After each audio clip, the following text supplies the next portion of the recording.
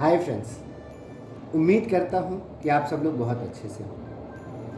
दोस्तों, आज हम लोग बात करेंगे टाइम कंपाउंडिंग के बारे में। इनफैक्ट आइंस्टीन ने टाइम कंपाउंडिंग को एट्थ वंडर भी दुनिया का कहा था। तो अगर हम लोग फिनेंसेस की बात करें कि हमारी जो सोसाइटी है उसमें फिनेंशियली लोगों को जनरली हम लोग 3 कैटेगरीज में डिवाइड कर सकते हैं।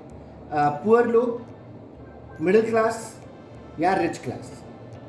अब हम लोग देखते हैं कि वो लोग जो बहुत मेहनत करते हैं, शारीरिक श्रम करते हैं, जनरली वही लोग गरीब लोग हैं।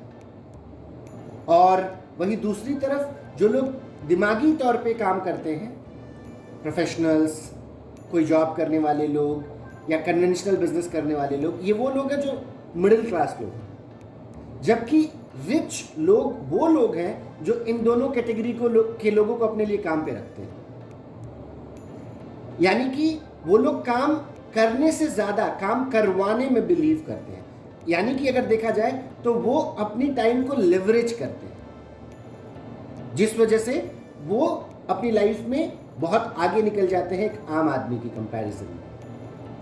अब अगर हम एक सिंपल सा कैलकुलेशन करें टाइम का, तो अगर कोई बहुत स्मार्ट आदमी जो बहुत ज़्यादा एक दिन का उसका रेट है, तो भी अगर वो देखा जाए मैक्सिमम दिन भर में 8 घंटे 10 घंटे से ज़्यादा क्या काम कर सकता है एवरेज, और ज़िंदगी भर काम करे 20 से 60 साल तक, तो 1.5 लाख घंटे एवरेज काम करेगा।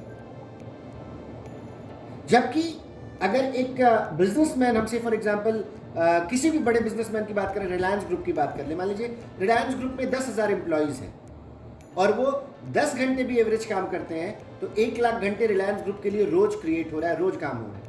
यानी जितना एक आम आदमी जिंदगी भर में काम कर रहा है, उतना वो लगभग 1.5 दिन में क्रिएट कर रहा है। तो नेचुरली जो एक आम आदमी वेल्थ पूरी जिंदगी में क्रिएट करता है, वो लोग रोज क्रिएट कर रहे हैं, और इसीलिए इतना फर्क है। बट क्वेश्चन ये है कि उनके पास इतना पैसा है कि वो टाइम यानी परचेज करते हैं सैलरीज देकर।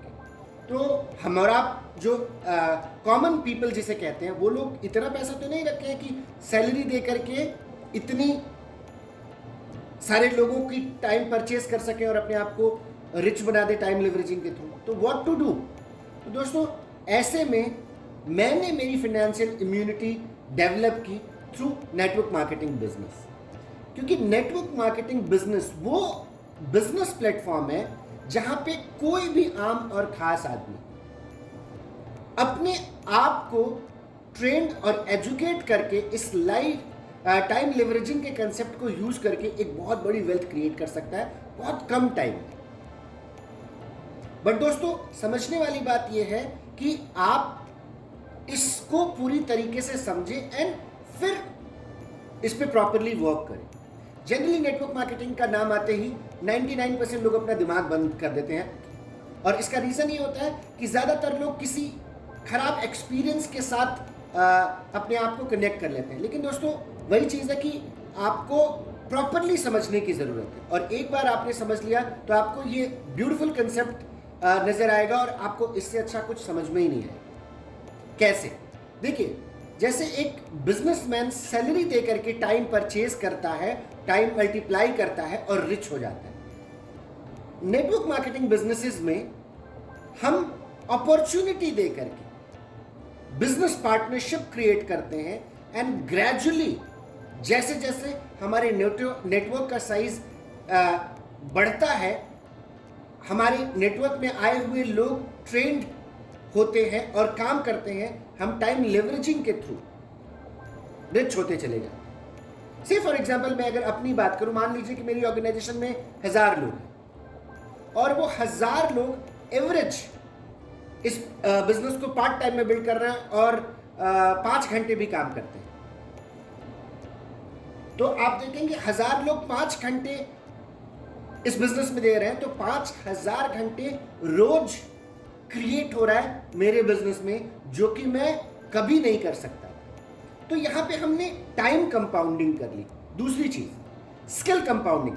मैं हो सकता है कि किसी एक पर्टिकुलर फील्ड में एक्सपर्ट हूं, लेकिन जब हम नेटवर्क मार्केटिंग बिजनेस में आते हैं तो हम अलग अलग फील्ड के एक्सपर्ट्स को जब अपने साथ इस बिजनेस में लाते हैं तो अपनी स्किल को भी मल्टीप्लाई करते हैं।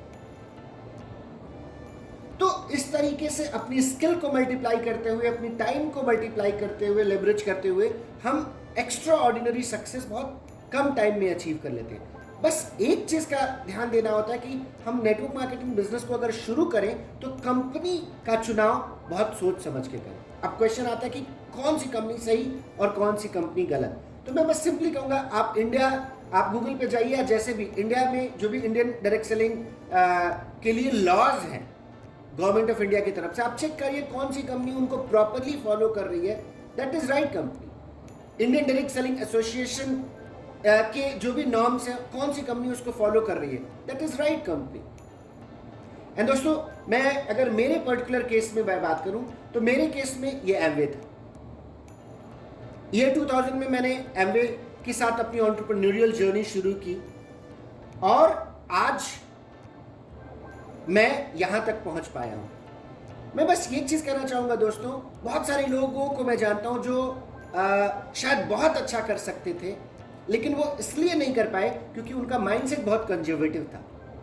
उन्होंने प्रॉपर टाइम और एनर्जी और एफर्ट्स नहीं इन्वेस्ट किए इस अपॉर्चुनिटी को एक्सप्लोर करने के लिए।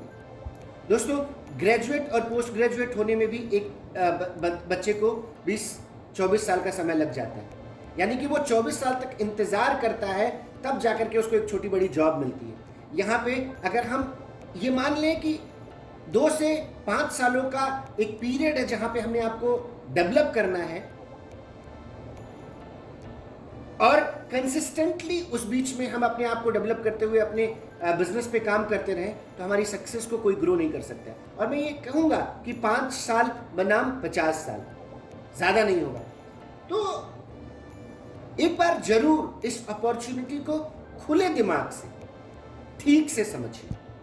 And the person who gave you this video और this link is the right person with whom you can discuss all these things. जरूर उस व्यक्ति को कॉन्टैक्ट कीजिए जिन्होंने आपको ये लिंक या वीडियो दिया है और उनके साथ ठीक से इस अपॉर्चुनिटी को डिस्कस कीजिए। या अगर आप चाहें तो मुझे भी डायरेक्टली कॉन्टैक्ट कर सकते हैं मैसेजेस और कॉल के थ्रू, और हम लोग इस बारे में बात कर सकते हैं, साथ में काम कर सकते हैं।